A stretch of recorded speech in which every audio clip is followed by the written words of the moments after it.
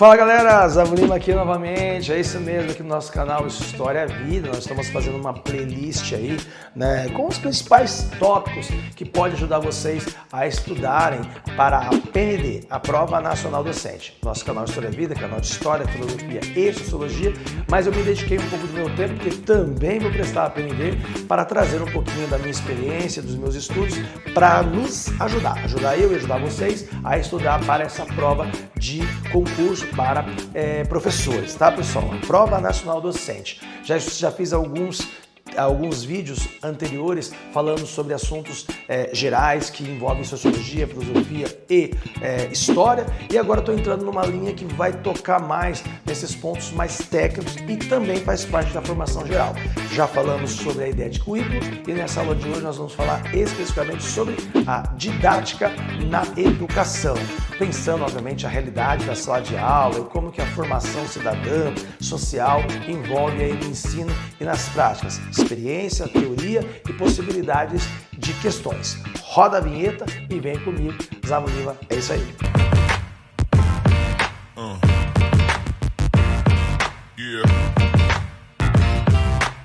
Bom pessoal, já peço de mão para vocês, hein? Clica, compartilha, ativa o sininho para receber as notificações, que isso é muito importante e ajuda o nosso canal. Vamos pensar o que é didática. A didática é muito mais, pessoal, do que um conjunto de técnicas de ensino. Sabemos disso, né? Ela é um campo, né, que estuda métodos, estratégias, mas também há muita intencionalidade na didática e também ela busca as finalidades sociais da educação, que é o processo de aprendizagem, fazer os alunos, os estudantes, se conectarem com o conhecimento. Então, a prova PND já pode logo de mão sobre esse assunto, o que é didática, perguntar: a didática se restringe a técnicas de ensino? Obviamente que a resposta é não. Ela envolve objetivos, valores e o papel social da educação. Olha, isso é muito importante, hein? O papel social da educação. Então, para entender melhor, pessoal, vamos fazer aqui, vamos dar um olhar para a história. História é vida, né? Olhar para a história da didática, né? Rapidamente. No século XVII, Comênios, um grande pensador, ele escreveu a Didática Magna, onde olhava e defendia métodos sistemáticos e ordenados que fosse voltado para todos, como se fosse possível pensar uma aula magna, uma aula para todo mundo, tá? Isso lá no século XVII. Já no início do século XX, John Dewey, né, em Democracia e Educação, ele vai apresentar a didática, né, como uma ideia de aprendizagem pela experiência. E, obviamente, que isso pode colocar o aluno como sujeito ativo e vai olhar muito mais para processos não só coletivos, mas individuais também. Jean Piaget, o pedagogo Jean Piaget, né, com a sua formação aí que a criança ela vai se desenvolvendo em etapas de processos e aí a cognição vai se transformando nos estágios, né, também é muito importante ser visto essa lógica, porque o Piaget vai pensar essa didática, ou a didática pensando em Piaget, em didática de adaptação pelas suas determinadas fases de cognição, tudo bem? O Celestino Freinet, né, pessoal, em A Pedagogia do Bom Senso, ele já propõe, né, uma ideia de didática ou práticas educacionais, obviamente, né, propõe essas práticas educacionais cooperativas e que também olhe os materiais mais livres, para não ficar uma coisa tão presa, engessada. E Paulo Freire, com a pedagogia da autonomia, ele consolidou a ideia da didática dialógica, que problematiza, obviamente, aquilo que está sendo ensinado, e aí então nós pensamos numa educação emancipadora. A prova PND pode olhar esses autores e perguntar o seguinte, associe os autores às suas contribuições para a didática. Então, a resposta de associar cada um nas suas contribuições, podemos pensar que para Comênios, né, o método sistemático, isso mesmo. O Dewey, a experiência. Piaget, o desenvolvimento cognitivo. E o Freinet, a gente pode pensar cooperação. E Paulo Freire, obviamente, diálogos e emancipação. Pensa nisso, hein, pessoal? Pode ter as questões objetivas, mas pode cair na discursiva questões sobre didática. No Brasil, a didática, pessoal, ganhou novos contornos, né? Nos anos 1930, com a chamada Escola Nova, surgiu aí uma didática mais centrada no aluno. E já lá nos anos 80, em 1980, depois daquela história de pedagogia e também, né, de forma de ensino tecnicista militar, a gente pode pensar que nos anos 80 a gente já vai mais para uma pedagogia crítica. E obviamente que a didática passou a ser entendida também, né, como prática de política, obviamente, de discussão sobre o ser político e social que é a escola, o estudante e os professores. Hoje, pessoal, com a chamada BNCC, a Base Nacional Curricular Comum, a didática é vista como um eixo articulador entre o currículo e a sala de aula, beleza? Então é o processo entre adaptar o currículo e a transposição desses saberes na sala de aula, beleza? Então a prova pode pensar o seguinte, ó, vamos lá. Explique a evolução da didática no Brasil. Vamos pensar nisso. Entre a escola nova e a pedagogia crítica. Ó, que interessante, escola nova e pedagogia crítica. E aí a gente pode então pensar, obviamente, pessoal, que a escola nova ela via, obviamente, esta didática de participação, né, do estudante, e a teoria crítica, obviamente, vai pensar nessa participação ainda mais, né, sendo valorizado o valor da discussão, né, do pensamento dialógico, a via de mão dupla, saberes docentes e os saberes, obviamente, dos educandos. Beleza? E nessa discussão, pessoal, a gente pode então continuar entendendo alguns pontos aí, né? Mas afinal, quais são os elementos centrais da didática? O que é a didática, né? Então, planejamento, metodologia ativas e avaliação fazem parte da didática? Sim. Isso é uma pergunta que pode aparecer, né? Qual é a diferença aí entre avaliação diagnóstica, por exemplo, a avaliação formativa e somativa, certo? São 3 tipos de avaliações muito comuns, né, aí nas grandes redes de educação. E a resposta pode pensar o seguinte, ó, que diagnóstica, ela identifica o ponto de partida do aluno, está fazendo um diagnóstico.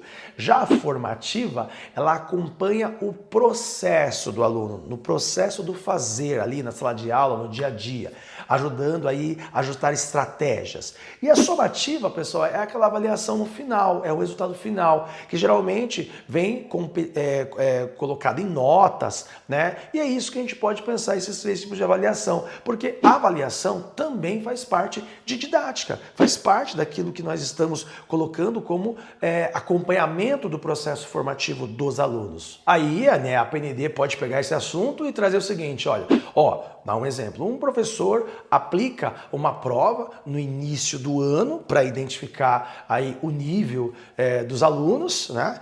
E a pergunta pode ser que tipo de avaliação ele realizou. Isso mesmo, a resposta é a avaliação diagnóstica, porque ele quer saber, ele quer conhecer esse estudante para depois continuar nas suas estratégias educacionais e a sua maneira de lidar com a educação e a relação com o aluno. E aí vai formando a sua didática, beleza? E já falando, né, pessoal, de autores centrais no Brasil, nós temos aí um clássico, né? José Carlos Libânio, que em didática, ele defende muito que a didática faz a mediação, olha só, a mediação entre conteúdo e a realidade social.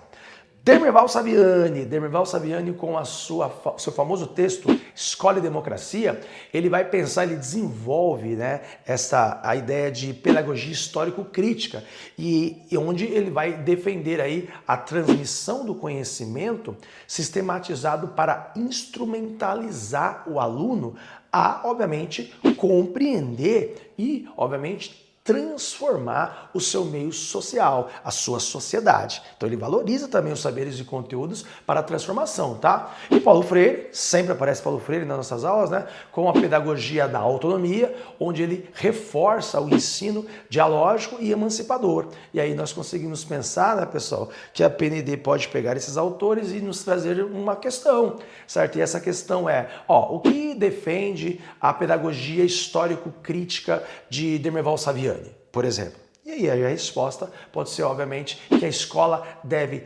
transmitir o conhecimento, obviamente, sistemático, os conteúdos, e isso propiciar a capacitação do aluno de compreender, né, e também de transformar a sociedade. Beleza? A partir desse processo de conhecimento, ele vai transformar a sociedade, porque vai haver uma transformação. Ele vai sair de um estágio 1 para o estágio 2. Beleza? Então, qual é o papel, pessoal, da didática, né? Qual é o papel como um todo? A gente pode pensar que a didática é a ponte. A gente pode pensar, pessoal, que a didática, ela é a ponte, certo? Entre o currículo e a sala de aula, né? Então, transformando diretrizes curriculares em práticas pedagógicas que formem aí cidadãos críticos, né? Então, a didática faz essa ponte. Aqui está o currículo, aqui está as práticas, a escola, as práticas pedagógicas, nós vamos adaptar isso. E, obviamente, que a gente pode pensar, né, qual o papel da didática segundo, né, obviamente, o dever da escola. E a resposta pode ser transmitir diretrizes curriculares em práticas pedagógicas e que forme, obviamente, né, cidadãos críticos. Claro que eu estou visualizando essas questões aqui, pessoal, simples, mas é para a gente pensar as questões. Na hora lá da prova, haverá, né, um texto, haverá às vezes uma charge, haverá às vezes a citação direta de um autor, né? E aí sim você vai olhar as alternativas fazendo o processo de eliminação. Depois nós vamos fazer algumas questões aqui ainda nessa playlist e vai ficar isso mais claro. Eu visualizo as questões aqui um pouco mais simples, mas é para a gente pensar a questão em si. O que esse assunto pode, como ele deve ser questionado e pensado por você que está revisando e estudando, tá? Então, chegando aí numa conclusão, né, nessa nossa breve discussão sobre didática, né, a didática pessoal, isso mesmo, é a prática pedagógica que liga teoria e sala de aula, né? Ela envolve planejamento, metodologias, práticas, avaliações, certo? História e autores centrais, né, podem nos ajudar a pensar a didática ao longo do tempo e compreender isso tudo é essencial, né, para as provas e concursos, porque nós estamos falando de uma formação de professores e nós temos que pensar que a teoria nos ajuda a pensar a prática. E a prática também, a nossa experiência, é o que nós somos como professores. Então a PND, a Prova Nacional Docente, ela vai fazer uma prova de seleção de professores. Então leve muito em consideração a sua experiência, mas obviamente que nós temos que trazer esses autores para a prova. A gente tem que lembrar esses autores e essas teorias. Por isso que cada aula que nós fizemos aqui, eu fui colocando os autores específicos nos seus devidos pontos. Tudo bem? Espero que vocês tenham gostado dessa aula. Clica em compartilhar, ativa o sininho para receber as notificações e até a próxima discussão. Tchau, tchau.